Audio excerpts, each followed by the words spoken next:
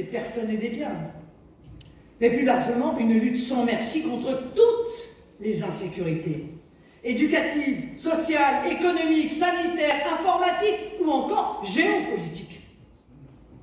Avec nous, cet État qui s'éparpille, qui disperse ses moyens déclinants, qui se perd dans des missions qui ne sont pas les siennes, sera remis à sa juste place, au cœur de ses fonctions régaliennes, si nécessaires au pays. Notre projet, ce n'est pas l'État partout, c'est-à-dire, en pratique, l'État nulle part. Notre projet, c'est l'État à l'endroit, ou plutôt l'État au bon endroit. La candidature sera donc celle de la restauration de l'État, de l'autorité de l'État, et donc de la protection et de la justice pour les Français. J'ai posé là, mes chers amis, les lignes de fracture avec nos adversaires. Nos adversaires, les partisans de la dérégulation généralisée, de la liquidation de l'État, de l'abolition de la nation. Vous l'avez compris, cette élection présidentielle verra s'affronter deux conceptions politiques radicalement différentes, et même, pardon, mais exclusives l'une de l'autre. Les nationaux contre les progressistes, ou selon la formulation, les localistes contre les globalistes. Ce clivage sépare ceux qui sont de quelque part contre ceux qui sont de nulle part. Il nous sépare aussi, disons-le, de ceux qui, chez nous, revendiquent bruyamment d'être d'autre part. Ce grand débat qui sera arbitré par les Français opposera d'un côté les partisans de la France, de l'autre les autres.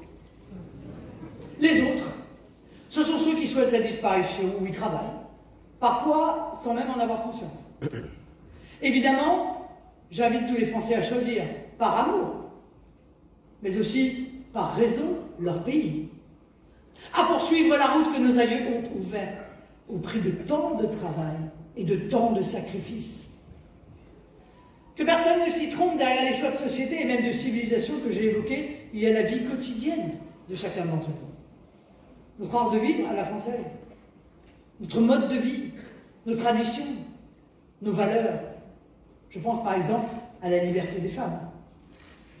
L'amendement de la République en marche et des socialistes, empêchant l'interdiction du burkini, et donc le rendant possible dans nos piscines, en est un exemple révélateur, tout comme la tolérance pour les prières de rue, le voile des petites filles, le foulard islamique dans les bureaux de vote, ou les inconvenantes fantasias lors de certains mariages.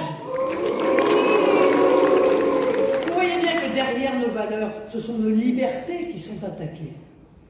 L'abandon scandaleux de la jeune Mila, notamment par les prétendus féministes, nous montre que le rétablissement implicite du délit de blasphème n'est plus très loin.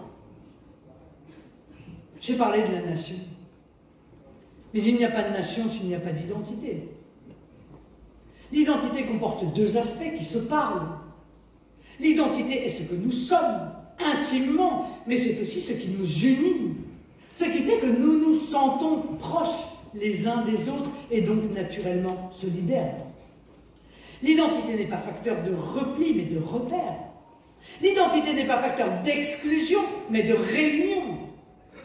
Et ce sentiment d'appartenance retrouvée sera le meilleur rempart contre l'individualisme, les égoïsmes ou les errements communautaristes. Parce que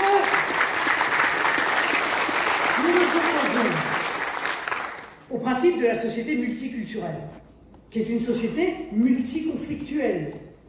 Nous renouons avec le principe d'assimilation, sans lequel il n'est d'unité que factice.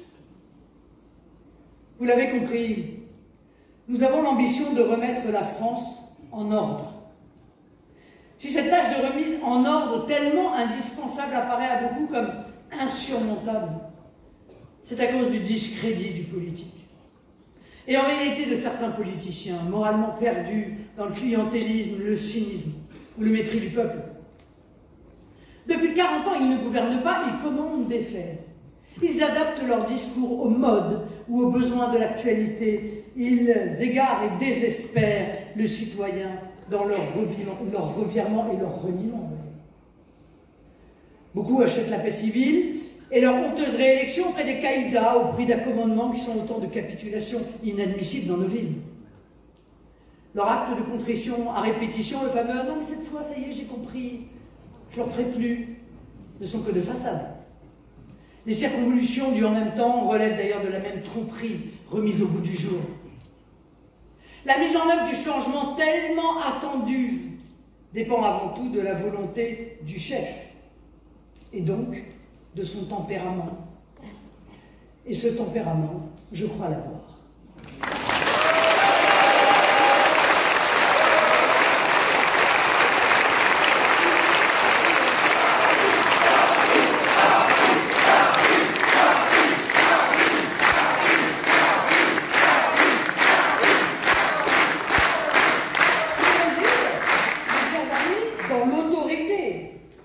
Celle que donne la fonction, mais aussi celle qu'on possède naturellement.